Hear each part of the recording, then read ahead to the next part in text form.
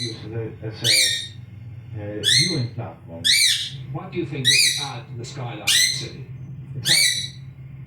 Exciting. Today is a special day. It's the day all have been waiting for. The viewing platform, or capsule, or dome, has arrived from Holland and has been hoisted to the top of the old Jameson distillery chimney.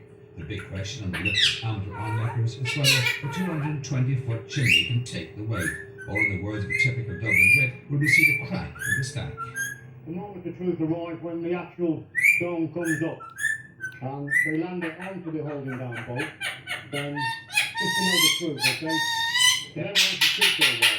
In a small part of your mind, so when this thing lands on top of the chimney, the whole thing could come crumbling down. Whoa. Everybody's laughing now, yeah? I don't think so.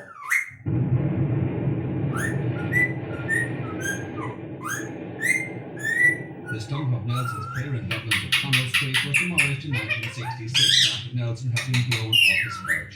Some of those behind the Smithfield chimney hoped that he would place the pillar in the heart of Dubliners as the city's aerial viewing platform. From the death of the stump to the birth of the stack, the big day has arrived. Destroy the chimney, because the chimney was a landmark to the people of this inner city where I was born. So you always know this is fantastic. People can look now and see what they haven't seen before. They can see their city, and you can pick out a landmark. I'm not a landmark that haven't seen for years. Next week, you put out on it now. And you see all the spires of churches. And I can see as far as that mines, no bother. You can pick out the dome on that mines church. No problem.